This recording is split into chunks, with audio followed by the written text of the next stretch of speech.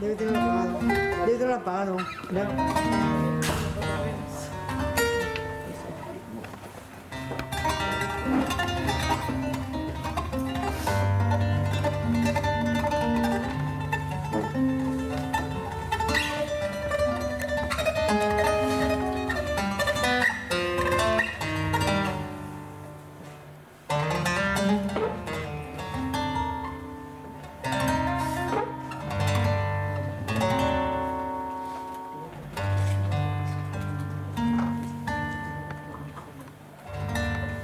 Eso es técnica dominante. Muchas gracias. Si les parece bien, empezamos.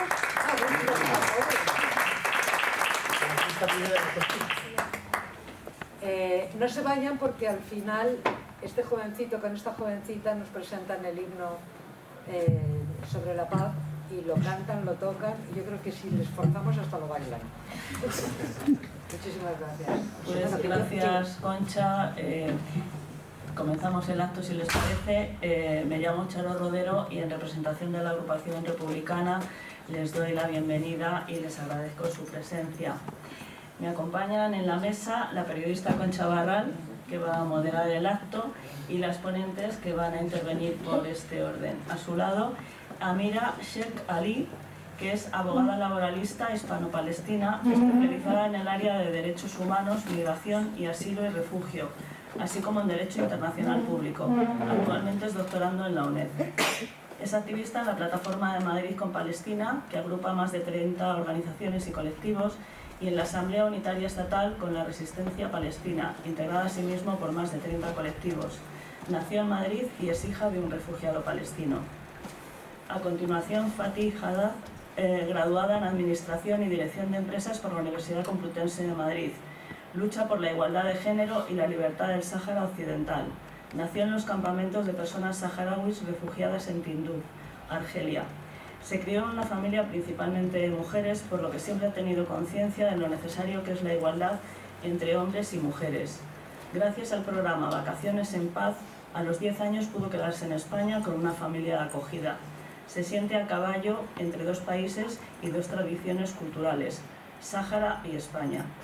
Finalizadas sus intervenciones, abriremos un espacio para preguntas y debate y posteriormente el broche final con la música, que ya cuando comience presento a los intérpretes. Pues ya mira, cuando quieras. Cojo este yo creo, lo que me gusta.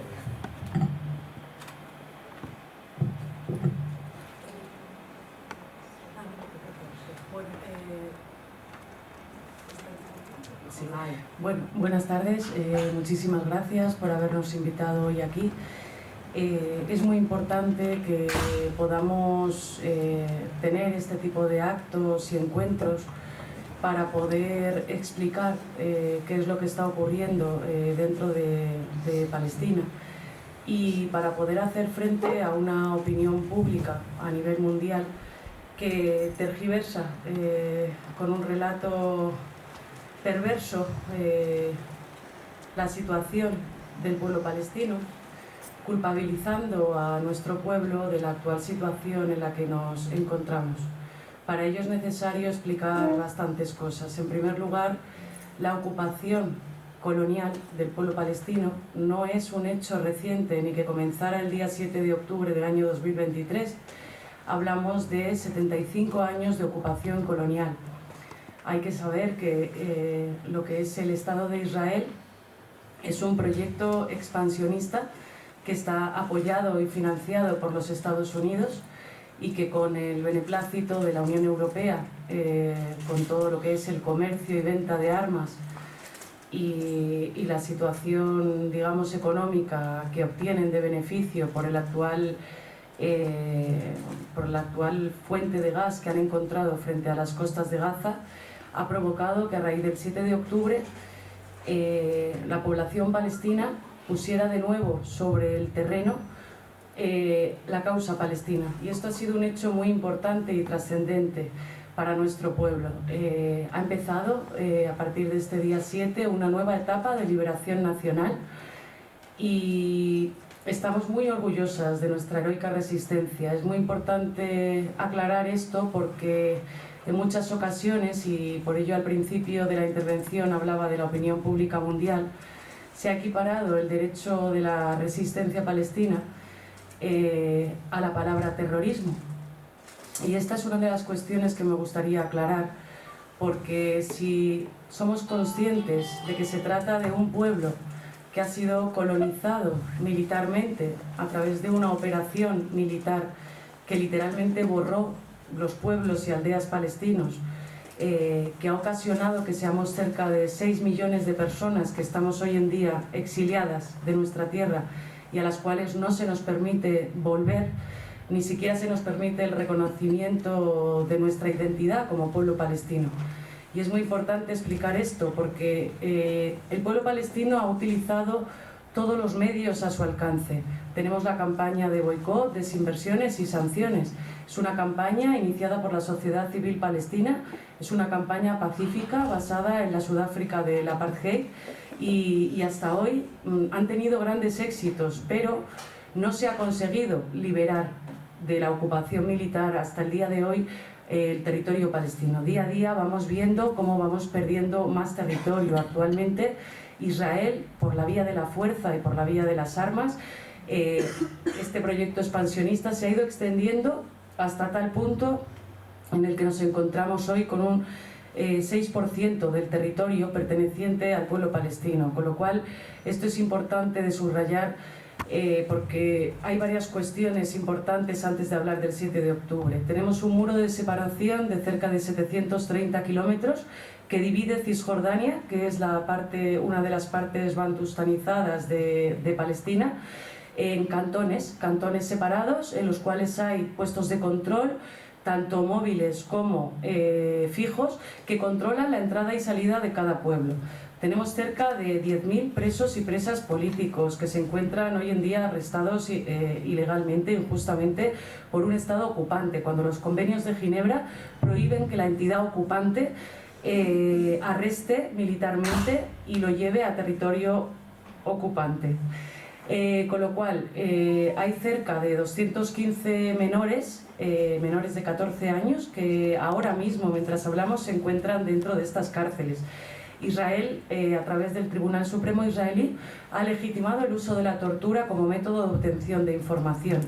Y en esto enlazamos con la situación de la mujer palestina, porque hay que contextualizar en qué situación se encuentra la mujer palestina. La mujer palestina se encuentra sometida a una situación, a un proyecto colonial que militarmente limita su movimiento, limita su capacidad de actuación, limita su libertad día a día a la hora de poder trabajar, a la hora de tener que poder decidir libremente dónde se quiere mover, qué quiere hacer. Esto es algo que atraviesa a la mujer palestina día a día. Teniendo en cuenta que cerca de 10.000 presos se encuentran hoy en día en las cárceles, si hay 7.000 personas que son hombres, pues es evidente quién está sosteniendo a esas familias, pues son las mujeres palestinas. La mujer ha sido siempre capaz, digamos, de mantenerse dentro de la sociedad, pero en esta etapa de lucha a nivel nacional, en la cual la cuestión social muchas veces, pues por desgracia, se ha dejado a un lado frente a esta lucha de liberación nacional. Aún así, tenemos datos como que el 95% de las mujeres palestinas tienen estudios universitarios, a pesar de que luego haya una tasa alta de desempleo. Esto también es ocasionado por la ocupación militar. Tenemos una situación en la cual la mujer palestina participa en los ministerios, son miembros del Consejo Legislativo Palestino, muchas de ellas se encuentran a día de hoy arrestadas bajo la figura de la detención administrativa, es decir, que Israel en cualquier momento puede digamos, apresar a una persona sin ninguna prueba. Y así se va prorrogando indefinidamente. Por ejemplo, tenemos el caso de la compañera Khalida Jarrar, no sé si han oído hablar de ella, pero es diputada por el Consejo Legislativo Palestino y ha sido arrestada innumerables veces. Van a su casa por la noche con sus hijos, les despiertan, la sacan en mitad de la noche y se la llevan a una prisión israelí, con toda la situación que he explicado a nivel carcelario, que es pésimo. El 7 de octubre las facciones palestinas se levantan frente a esta situación de colonización y ocupación colonial.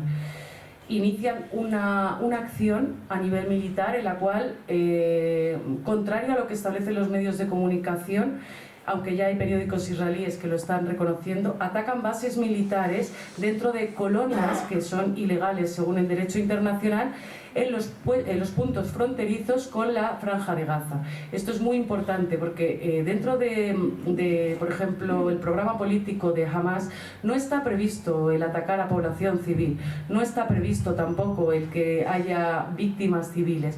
De hecho, el trato que están recibiendo los, como se les suele llamar, captivos dentro de la Franja de Gaza, si han visto ustedes las imágenes, se despiden de los soldados de Hamas con abrazos, la gente que está saliendo desde dentro.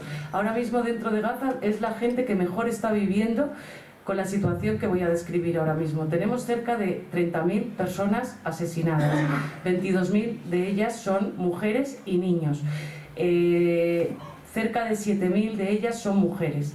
La situación a la que nos enfrentamos es que ha colapsado completamente lo que es todos los sistemas a nivel público, los sistemas de salud. Había 37 hospitales dentro de la Franja de Gaza, de los cuales 20 han dejado de funcionar por completo. Ahora han iniciado lo que se denomina la guerra del hambre.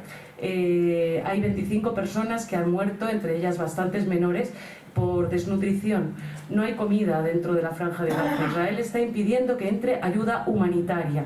Está violando todas las resoluciones del derecho internacional. Está violando los convenios de Ginebra. Está violando el derecho de la guerra. Con lo cual, es muy urgente que se abran corredores humanitarios. Es muy urgente que se permita la entrada de ayuda humanitaria dentro de la Franja de Gaza, teniendo en cuenta que las ayudas que están lanzando a través del aire, no sé si lo han visto, a través de aviones, están lanzando ayuda y ya han asesinado a 6 o 7 palestinos porque la ayuda les está cayendo encima.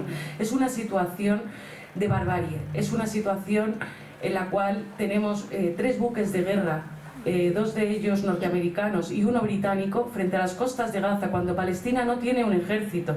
Israel es el 5º ejército más grande y más poderoso del mundo. Tenemos al gobierno español que está financiando y está comprando y vendiendo armas a este régimen genocida. Tenemos que exigir a este gobierno que deje de vender y de comprar armas. Es muy urgente porque la población palestina necesita que alcemos la voz. Por eso es importante este tipo de actos, este tipo de charlas en las cuales se nos permita alzar la voz. En los últimos días se ha escuchado también que los soldados que están entrando dentro de la Franja de Gaza han violado a muchas mujeres gazatíes.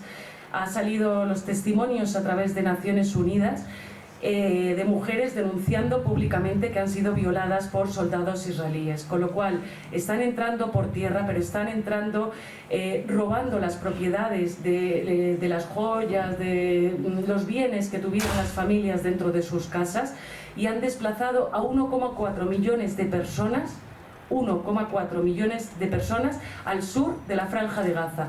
Nos encontramos en la situación en la que existe Rafah, que es la ciudad más al sur de la Franja de Gaza, que está albergando ahora mismo 1,4 millones de personas. La gente está viviendo en tiendas de campaña, sin nada para llevarse a la boca. A veces comen cada 3 días, a veces comen cada 5 días, porque quieren doblegar la voluntad del pueblo palestino a través de la guerra del hambre. Por eso desde aquí es muy urgente y muy necesario decir que es importante que vuelva a entrar la ayuda humanitaria dentro de la franja. Antes de que empezara la operación del 7 de octubre entraban 500 camiones por día. Hoy en día están entrando cerca de 50 camiones. Entonces, ¿qué consigue todo esto? Al final lo que quieren es doblegar a la población palestina, que en el momento en el que abran, digamos, la frontera que existe entre Egipto y la Franja de Gaza, que es esa frontera con Rafah, porque ya no queda ningún lugar al que poder ir, la gente salga, porque necesita sobrevivir, lógicamente, ahora es un tema de supervivencia, salga en masa hacia un nuevo campamento de refugiados que está construyendo Egipto en el Sinaí, y en el cual en cualquier momento van a abrir esta frontera para que la población palestina salga de 1,4 millones desde la Franja de Gaza hasta allí. Tenemos fuerzas, digamos, que están apoyando a la población palestina. Hablamos, por ejemplo, del Eje de la Resistencia, hablamos de Hezbollah, que ha enarbolado también la lucha por la resistencia del pueblo palestino. Hablamos de la población yemení, que valientemente se enfrenta en el Mar Rojo a los cargueros que llevan armas al Estado genocida de Israel. Tenemos también la población iraquí, que está respondiendo dentro de sus posibilidades, apoyando a la población palestina. La población siria, que también ha enfrentado numerosos bombardeos por parte del ejército israelí hasta hace unos días en la ciudad de Damasco. Con lo cual, es importante una cuestión que nosotras consideramos que debe ser eje central de la lucha por los derechos del pueblo palestino, que es la salida de España de la OTAN. España no puede participar en este proyecto genocida. España debe asumir responsabilidades por haber comprado y vendido armas durante la masacre y el genocidio del pueblo palestino. Es importante exigir responsabilidades. Apoyamos y acompañamos la demanda de Sudáfrica en la Corte Internacional de Justicia, en la cual se está investigando a Israel por la comisión de un delito grave contra la humanidad, es decir, el delito de genocidio. Y hay más de 52 países que han acudido a la Corte Internacional de Justicia a alegar a favor de la causa palestina, describiendo la situación diaria que vive este pueblo, no solamente a raíz del 7 de octubre, porque la Corte Penal Internacional comenzó la investigación por crímenes de lesa humanidad contra Israel en el año 2015, cuando Palestina solicitó ser miembro miembro no observador de las Naciones Unidas. No se decidió que fuera miembro no observador, pero a través de la UNESCO sí que se hizo el reconocimiento, y fue ahí cuando Palestina pudo adherirse al Estatuto de Roma. Al Estatuto de Roma significa que dentro del territorio palestino se deben respetar las leyes de la guerra. Esto es las convenciones de Ginebra. Ni siquiera las organizaciones de derechos humanos como la UNRWA están pudiendo trabajar dentro del territorio palestino. Han asesinado a 200 o 300 personas que son trabajadores de Naciones Unidas, y Naciones Unidas sigue callada. Esto es parte de la situación que estamos viviendo: el silencio, la complicidad y la impunidad. Israel tiene luz verde dentro del Consejo de Seguridad de Naciones Unidas. Si no fuera por el veto de los Estados Unidos, hay más de 900 resoluciones de Naciones Unidas que Estados Unidos ha vetado para que no se respeten los derechos del pueblo palestino. Con lo cual, todos estos procesos que se están iniciando, tanto a nivel legal como desde aquí acompañar este proceso, digamos, de etapa de liberación nacional que ha comenzado en nuestro pueblo, pese a todas las dificultades, pese al genocidio, es importante porque se están reclamando cuestiones que son muy importantes para el pueblo palestino. Os decía antes que somos cerca de 6, no se sabe exactamente, nosotras decimos 6 millones, pero es posible que seamos cerca de 8 millones de refugiadas y refugiados. Y uno de los puntos más importantes fue una resolución de Naciones Unidas, la resolución 194, que exigía que los refugiados y las refugiadas pudiéramos volver a nuestra tierra. Era uno de los pilares más importantes, que es el derecho al retorno de los refugiados. Pero ¿dónde? ¿Dónde? Porque actualmente, por ejemplo, en mi caso, nosotros somos del norte de Palestina. El norte de Palestina, de Safad. Ahora mismo esos son territorios ocupados en el año 1948. Seguramente en nuestra casa, a día de hoy, esté viviendo una familia que ha colonizado nuestra tierra y que la ha ocupado ilegalmente. Con lo cual, ¿qué solución es la que se puede dar a este problema? Pues la solución, desde nuestro punto de vista, pasa por desmantelar a este régimen genocida, aislarlo internacionalmente. No se trata de exigir a Israel el cumplimiento de los derechos humanos, se trata de que Palestina era un país que existía, que tenía un futuro que fue interrumpido por una ocupación militar. Las Naciones Unidas a través de la resolución de 1947, aprobando el plan de partición, ilegalmente cedieron nuestro territorio como población originaria a otro pueblo, con lo cual nosotras tenemos el derecho a volver a nuestros hogares del año 1948, por eso seguramente habéis oído el lema de Palestina libre del río al mar. Es muy importante reproducir este lema porque rompe precisamente con eso, con declarar Jerusalén como la capital de Palestina en un futuro, digamos, de liberación. Ya sabéis que Jerusalén también es un territorio muy disputado dentro del derecho internacional. Jerusalén fue considerado como un territorio que tenía un estatuto especial, pero a raíz de Trump, como sabréis, fue declarada la capital de Israel, contraviniendo todas las normativas de las Naciones Unidas. Y hablando de las Naciones Unidas, recordamos una resolución que la podéis buscar si queréis, que es la número 3070. La resolución 3070 de las Naciones Unidas dice que los pueblos colonizados tienen el derecho de defenderse frente a la entidad ocupante o invasora por todos los medios a su alcance, incluida la lucha armada. Esta resolución, no la digo yo, es una resolución de las Naciones Unidas. No sé cómo voy de tiempo. Mal. Además habrán observado que no respira, no hay forma de meterse. Así que creo que mi tiempo se ha acabado. Por mí podría estar muchísimas más horas, pero Sí, evidentemente tienes un discurso. voy a permitir que mi compañera saharaui, desde aquí también mandamos un fuerte abrazo a la población saharaui. Somos pueblos hermanos, pueblos colonizados, pueblos en lucha. Y bueno, pues la dejo la palabra. Muchas gracias.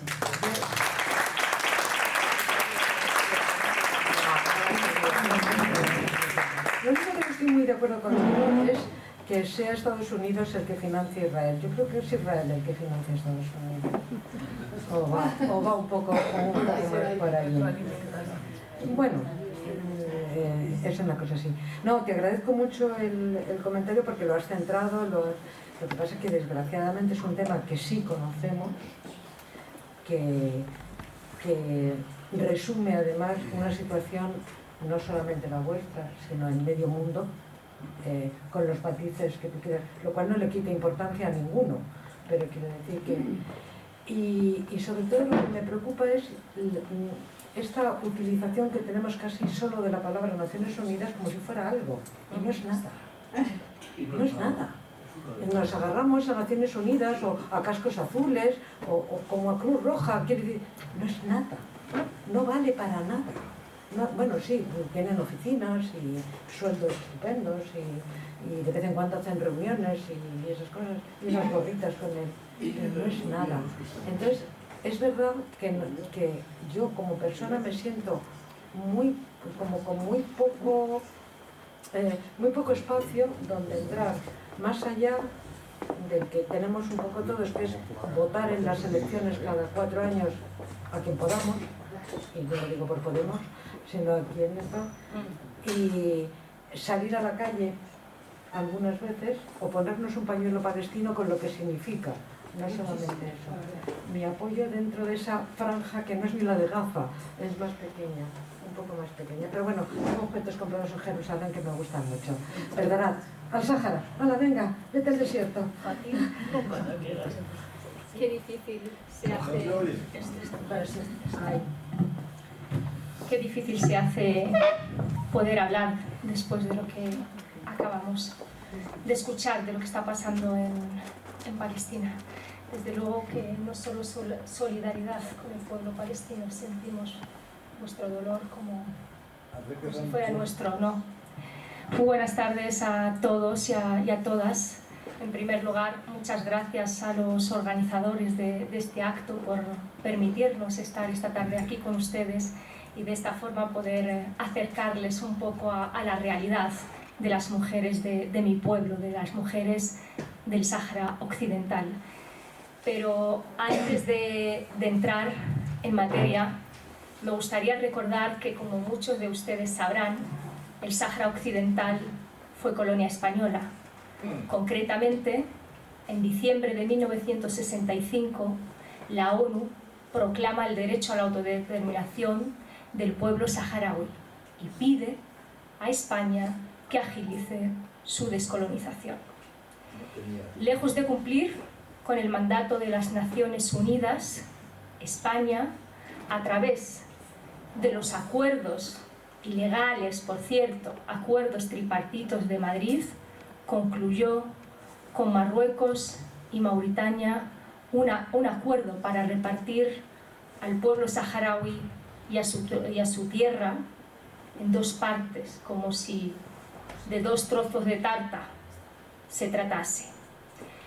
Cuando España realiza esto, se olvidó de la voluntad del pueblo saharaui, de la voluntad de la que hasta entonces había sido su provincia número 53.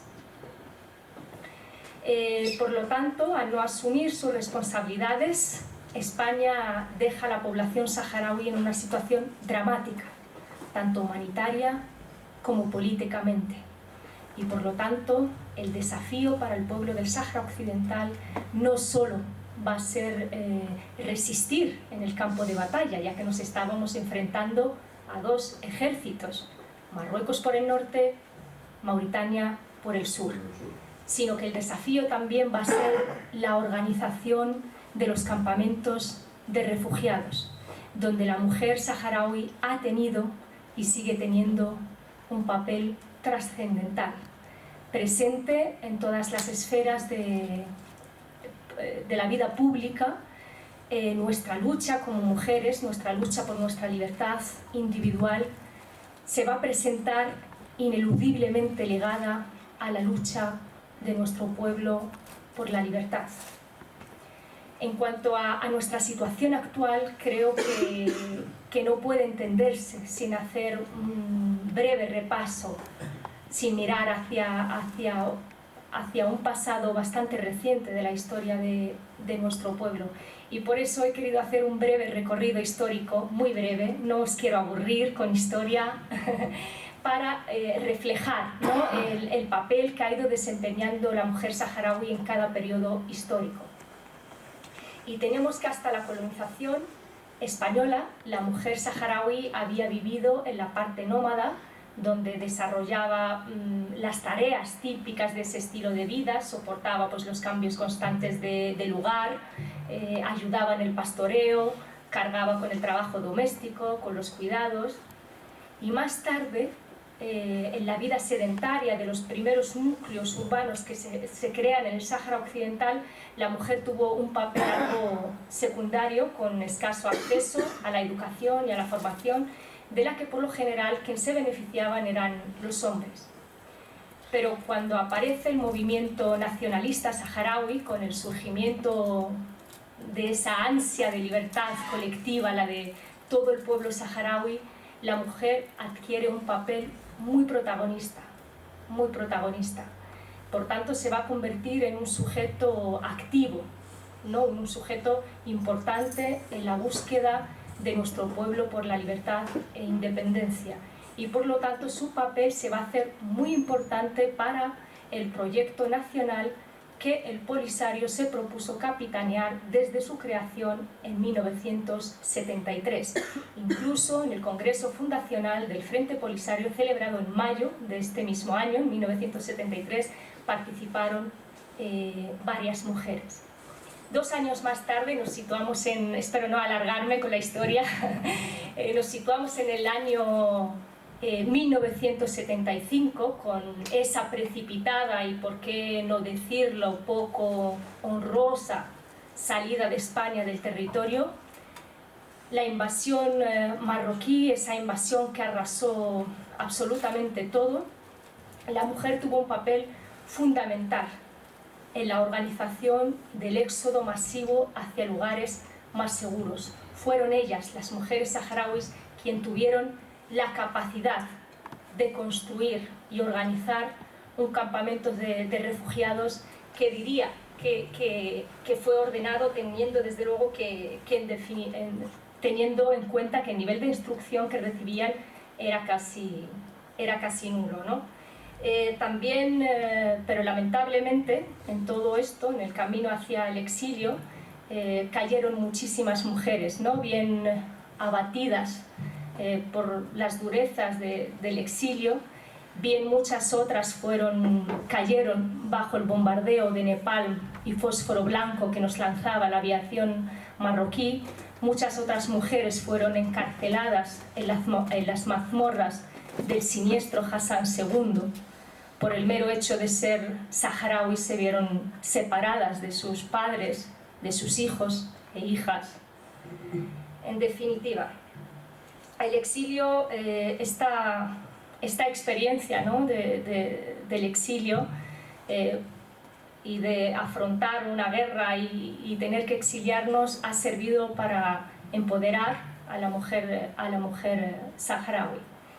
En la actualidad se podría dividir a la mujer saharaui principalmente en dos zonas geográficas: en los territorios bajo ocupación marroquí, en los campamentos de refugiados, en el sur de Argelia, en Tindouf, y en menor medida las que nos encontramos en la diáspora.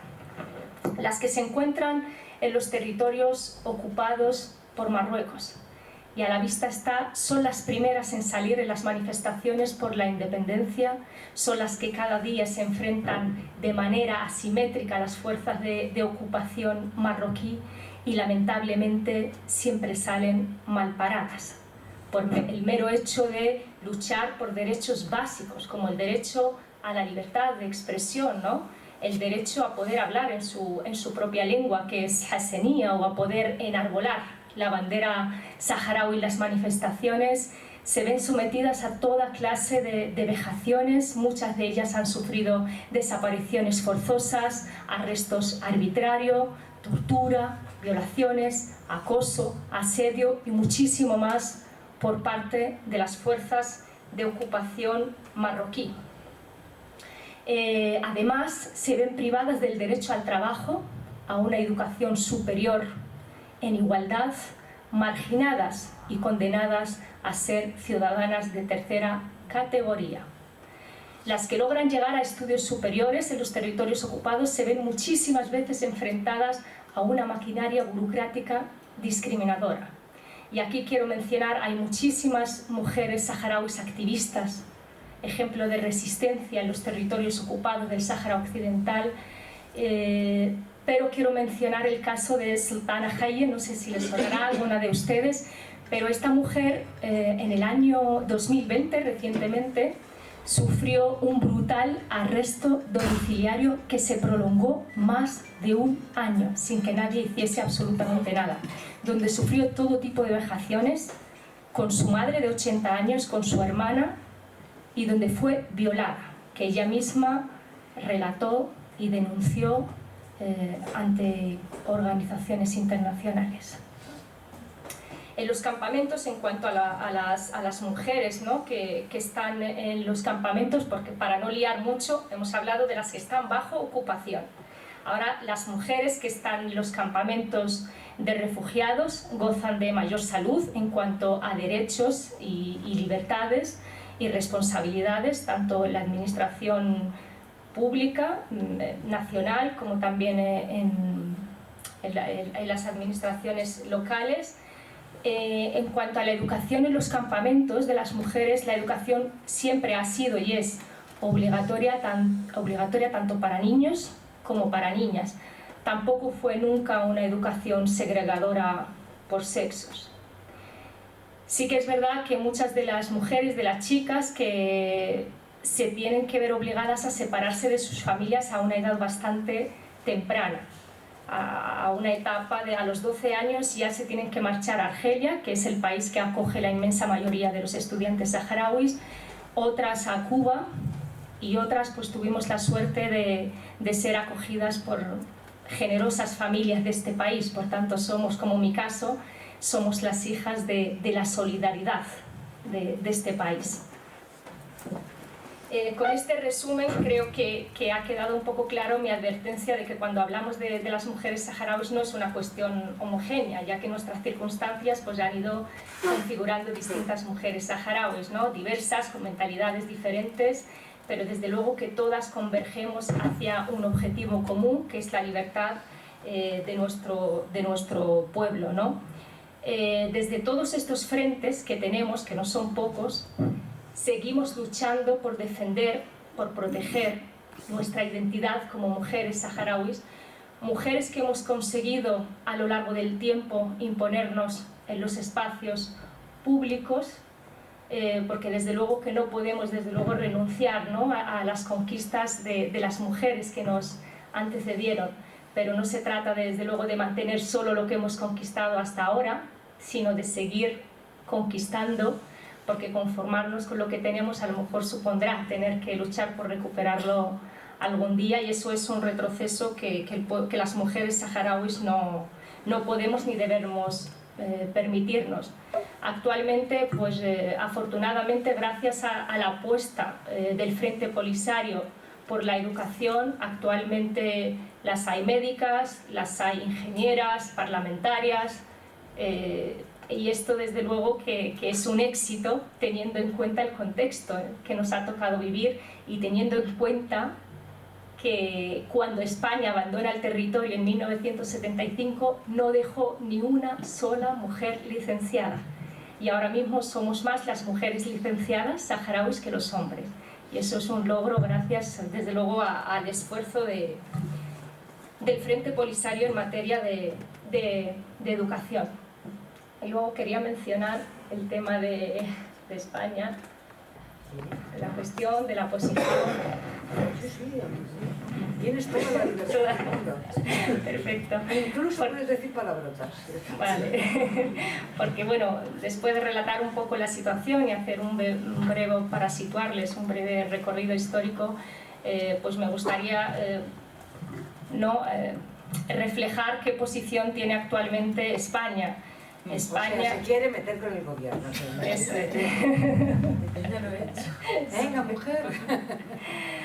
Pues como ustedes saben, España sigue, al no haber descolonizado el territorio y haberlo abandonado en 1975, sigue teniendo una responsabilidad.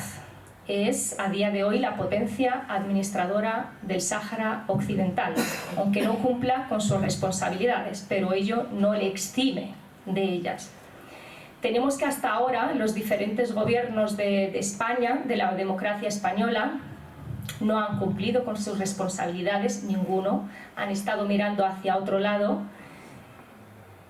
pero llegamos al señor Sánchez Castejón, al actual presidente del gobierno, que no solo es que no haya mirado hacia un lado, a otro lado, sino que se ha prestado de lleno a hacer el trabajo sucio a Marruecos, quien lleva casi 5 décadas ocupando nuestro territorio, masacrando a nuestra población, violando a nuestras mujeres y expoliando nuestros recursos naturales.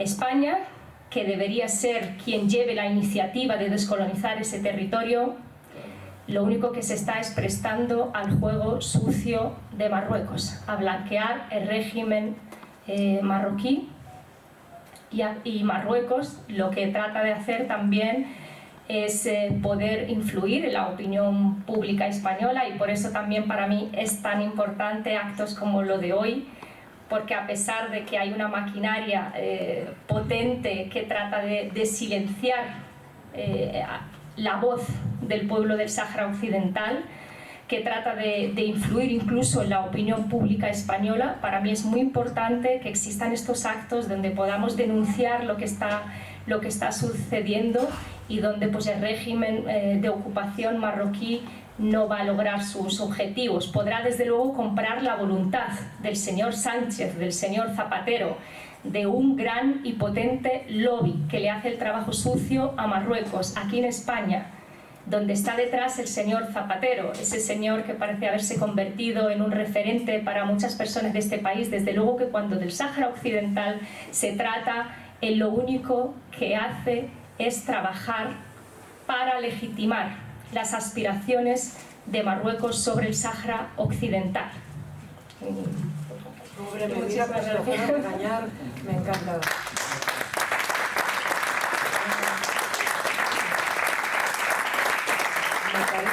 me parece que todos estamos de acuerdo, independientemente de ideologías, que las tenemos también, que el papelón que ha hecho España con las colonias todas es absolutamente vergonzoso. Creo que casi todos los colonizadores, porque desde luego el Sáhara, pero vas a Guinea y es que se te cae la cara de vergüenza, que no hemos dejado, fueron 30 y tal, luz eléctrica. ¿Qué hicimos allí, más allá de robar la madera, ¿no? O sea, todas las colonias lo han hecho horrible, dejan un sargento para mandar el país y seguir mangoneando los que mangonean, pero es absolutamente vergonzoso. Y es verdad que lo del Sáhara, yo creo que estaréis todos de acuerdo, se ha alargado mucho.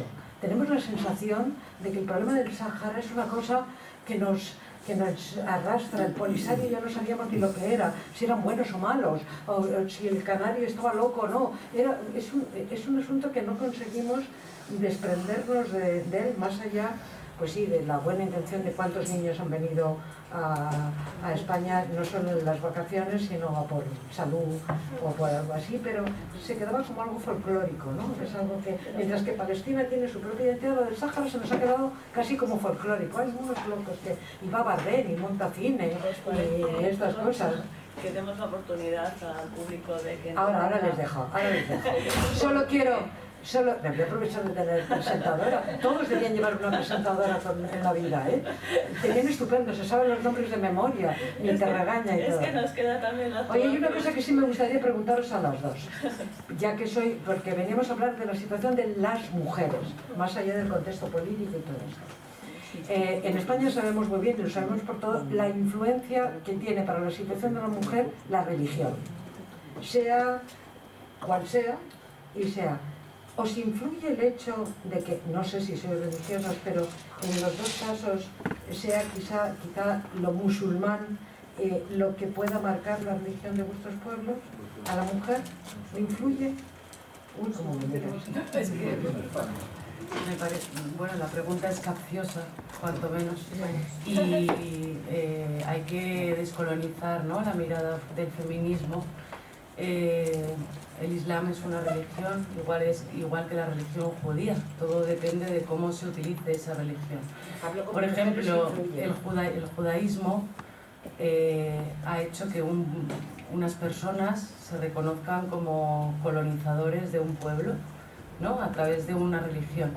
Pues eso es un mal uso de la religión, ¿no?, porque te está diciendo que puedes matar porque eres judío. Yo te preguntaba concretamente... No, bueno, pero hay que comparar con otras situaciones similares para luego ir al tema concreto.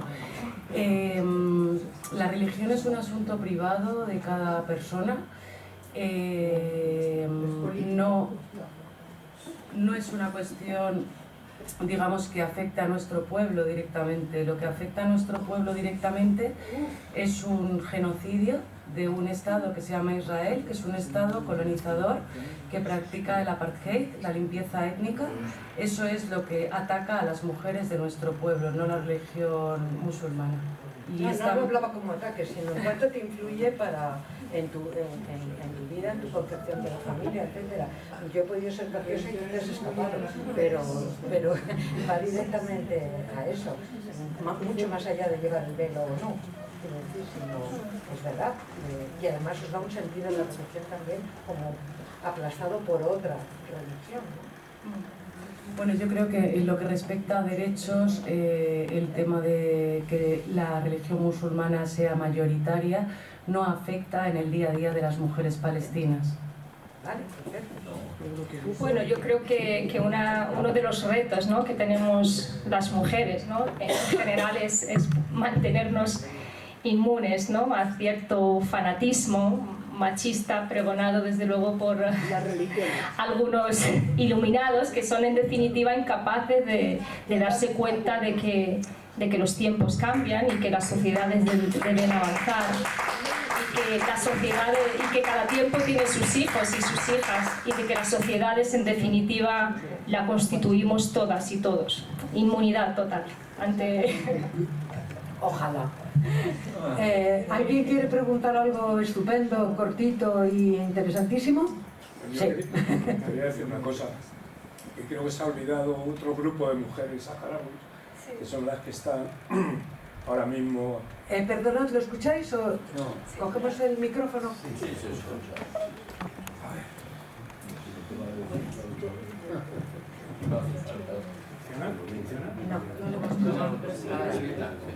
¿Ahora? Ahora sí. Bueno, hay otro grupo de mujeres importante que se te ha olvidado pasar.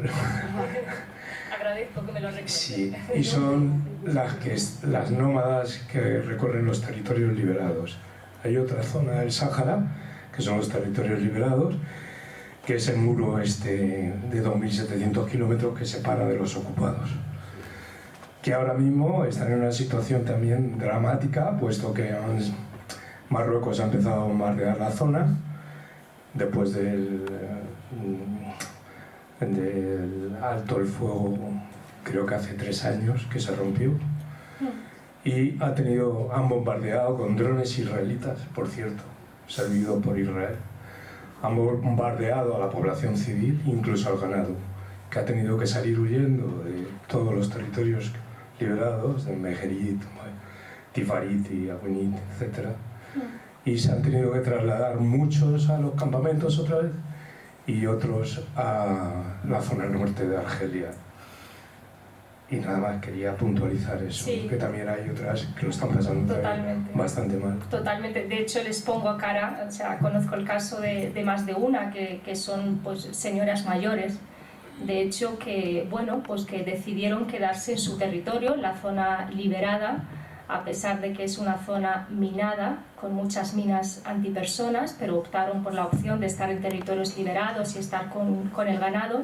Y como bien has dicho, ya veo que estás súper bien informado, con la vuelta a las armas en noviembre del 2020, pues se vieron todas obligadas a volver a los campamentos de personas refugiadas. La verdad que ha tenido una incidencia bastante negativa, ¿no?, en su vida, porque es quitarle también de su hábitat, ¿no? Se habían acostumbrado a su vida nómada, a estar con su ganado, y de la noche a la mañana pues se ven obligadas a tener que renunciar a ese estilo de vida que es lo que les gusta, vamos, lo que quieren, ¿no?, estar mientras permanezca la ocupación del territorio. Sí, perdona. ¿Se lo llevas tú? Y así haces... No, solamente que, ¿qué importancia das tú al No, grupo? al botoncito. Hay que apretar. No está puesto. Ya, ¿verdad? Está. Sí, ¿qué importancia das tú al grupo Brahim, que era el grupo muy seleccionado que pasó a Marruecos en el año 75, que uno de ellos, el capitán, diríamos, o el jefe de todo el grupillo, es el que había llevado la medalla española al mejor rendimiento, el estudiante mejor, que era de medicina, que marcó por eso, y que se pasó a Marruecos con el grupo? ¿Ese qué efecto causó? ¿Qué importancia le dais? ¿O cómo lo tratáis? Eso, porque casi nunca se habla de ello. Y me pareció, yo es que les conocía, era de un grupo que pertenecía al Colegio Mayor de África, y nos reunimos allí para hablar de África, y un día el grupo que se hicieron se pasaron a Marruecos en ese momento. Entonces ha habido bastante silencio administrativo, silencio periódico, pero a mí me interesa porque personalmente les conocía. El otro estaba, el segundo de abordo estaba en la embajada de Cuarto, en la embajada de Marruecos, y el otro también, y era el grupo Brahim, se llama. Sí, que pasa a Marruecos. Uno creo que el mayor creo que está casado con una sobrina del otro, de Hassan, el antiguo. Pues mira, aquí tenemos la suerte de tener a Hadjetsu. Habla del grupo del Colegio Nuestra Señora de África, Sí, las que estaban estudiando. sí, que tuvieron la primera medalla, que se lo dio el director general Blanco, me acuerdo de esa época porque fue muy movida, en el año 75, y eran un grupo que conocíamos nosotros de las reuniones culturales en África, en el Colegio Medio de África. Que después algunos pasaron como pues el estilo de la Fundación Hassan, ¿no? Con ese tipo de personas se casaron por lo menos 2 que yo sepa. Sí, eso es lo que quería saber. ¿Qué influencia tuvieron o cómo lo tratas ahí o por qué se silencia tanto únicamente por eso? La verdad que no manejo información al respecto. Sí, si no te importa, un poquito atrás. La persona que... Gracias. Sí. Buenas tardes. Buenas Bueno, tardes. lo primero, agradecer esta visión de las mujeres, ¿no? Realmente es interesante que los conflictos, las colonizaciones, estén presentes las mujeres también, ¿no? Y hay una cosa que quiero reseñar, que has reseñado tú, que no recuerdo tu nombre, es que hay un informe donde dice que ninguna prueba ni testimonio de violencia sexual en los ataques de Hamás del 7 de octubre se han conocido. A mí me parece que es muy interesante esto, ¿no? Porque realmente tú has hecho alguna alusión y has hablado de las violaciones, ¿no?, que están sufriendo las mujeres allí por la gente, por los israelíes, ¿no? Entonces, cuando hablamos muchas veces de todos estos procesos, damos cifras y hacemos, pero nunca hablamos de esa otra parte oculta que nos sucede a las mujeres, ¿no? Que aparte del dolor, que podemos quizá morir menos numéricamente, de las pérdidas, lo que tenemos son todas esas huellas que se quedan en nuestro cuerpo, que son las violaciones, las agresiones, etcétera, ¿no? Que esto pasa mucho en estos conflictos que estamos analizando aquí, pero cuando hablamos de movimientos desplazados o desplazamientos forzados, que llamamos migraciones o lo que sea, ahí las mujeres también son sometidas a todo eso, ¿no? Actualmente las mujeres, cuando pueden venir preparadas, parece que vienen con anticonceptivos, las que pueden venir preparadas con temas abortivos, etcétera, ¿no? Entonces, a todo este dolor, el sufrimiento que las mujeres tenemos en nuestro cuerpo, que os lo agradezco muchísimo. Y bueno, que aquí estamos, lo estamos visibilizando, que sabéis que desde el año 95, cuando nos reunimos en Beijing, allí conseguimos decir que las mujeres no podían ser botines de guerra.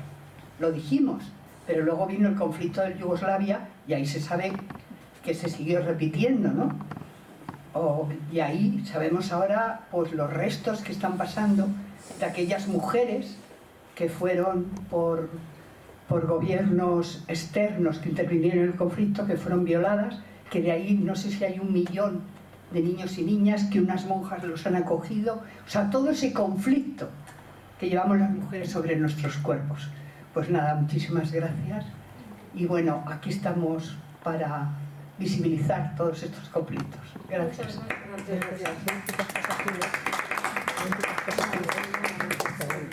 Es una reflexión. Bueno, si no hay ninguna pregunta más, como tenemos un broche estupendo final del acto, venga, Chema, que te toca trabajar. Se tiene que preparar 5 minutos y vamos a aprovechar este ratito cuando queráis, aparte para presentarles, para anunciar los actos que organiza la agrupación republicana próximamente. El próximo lunes, 18 de marzo, la tertulia tratará sobre Hablemos del exilio, consecuencias. Y ya en abril, el jueves 11, el acto versará sobre el porqué de la Segunda República. Los compañeros que están aquí sentados en la primera fila de la agrupación son los encargados de organizar y participarán en ellos. Y ahora voy a presentar a los artistas que van a intervenir a continuación. Voy a empezar por ella, por María Gracia, que es una cantante y actriz, y le sonará su cara quizás a las personas que vean televisión, porque ha intervenido en la serie Acacias 38 en el papel de Bellita del Campo. Y el compositor del tema, que es un himno que se estrena hoy, el himno por la paz, es Chema Reyes, líder del grupo Chalai, que ha compuesto temas para figuras de la talla de Manolo Escobar, El Fari, Los Chunguitos, y como he dicho es autor de la letra y música de este himno que se estrena en este acto. Muchísimas gracias. Gracias. A mí me gustaría resaltar, porque me parece importante, que Chema, que se ha dicho en 2 palabras eso, que ha hecho música y tiene un montón de canciones, se lleva medias GAE, con, digamos, de lo que llamamos música popular, muy popular, y que le ha dado para vivir muy bien. Se mete en el lío de hacer este himno por ideología. ¿Se acuerdan lo que era por ideología? O sea, él es un rojo que gana dinero y es esto, pero quiere hacer un gesto por ideología, y desde aquí yo te aplaudo porque lo necesitamos. Muchas gracias. Gracias.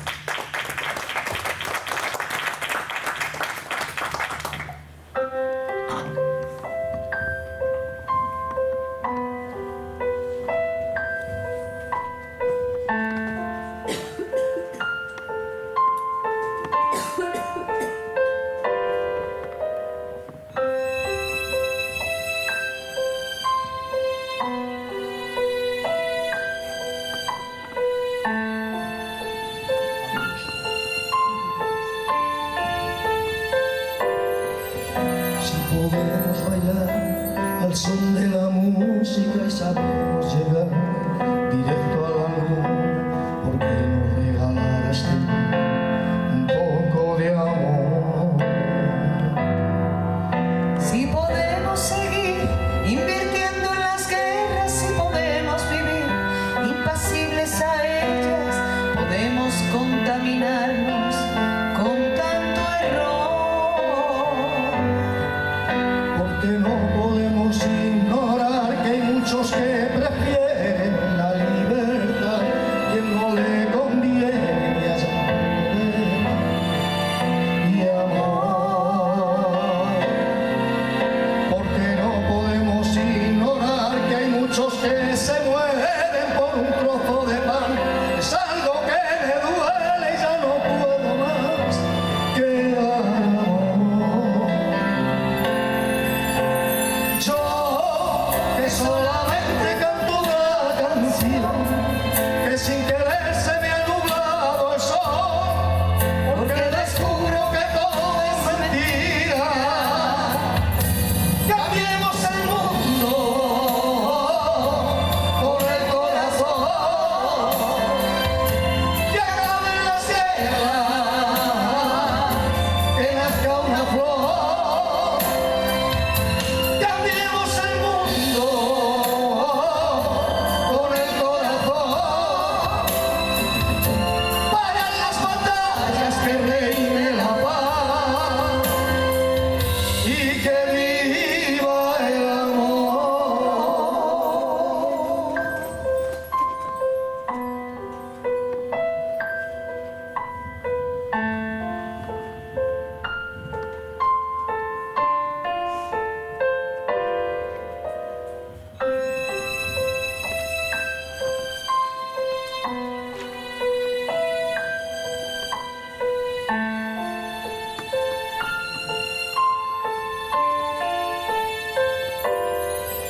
Si podemos cambiar de piel y de sexo y sabemos volar por el universo, ¿por qué no inventamos un mundo un poco mejor? Yo quiero soñar que somos iguales, que se acaben ya las guerras raciales, porque no pintamos el mundo con otro color. Porque no debemos ignorar que hay muchos que prefieren la libertad hasta quien no le conviene que haya un poco de paz y amor. Porque no debemos ignorar que hay muchos que se mueren por un trozo de pan. Es algo que me duele y ya no puedo más que dar amor. Yo que solamente canto una canción que sin querer se me ha nublado el sol, porque descubro que todo es mentira. Cambiemos el mundo con el corazón, que acaben las guerras, que nazca una flor. Cambiemos el mundo con el corazón, para las batallas que reine la paz. Cambiemos el mundo Con el corazón, que acaben las guerras, que nazca una flor. Cambiemos el mundo con el corazón, para las batallas que reine la paz y que viva el amor.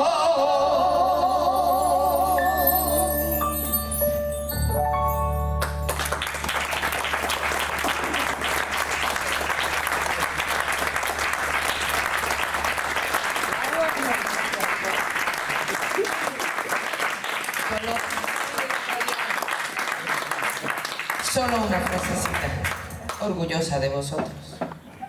muy orgullosa de vosotros. Gracias.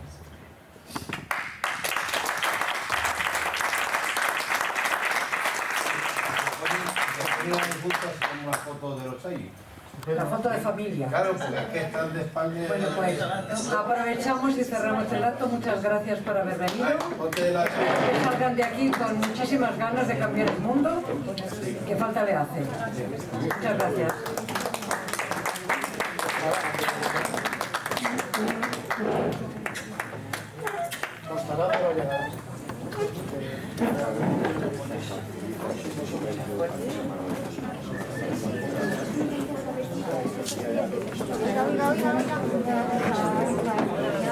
Mirando la cara, Seba. Que la espalda sería bonita, pero la cara... Se va el cartel, ¿no? Y ahí espero con ambiente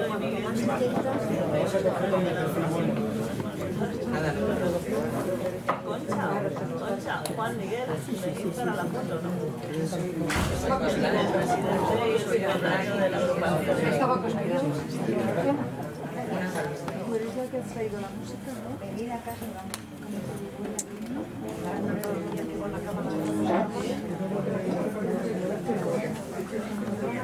Muchas gracias.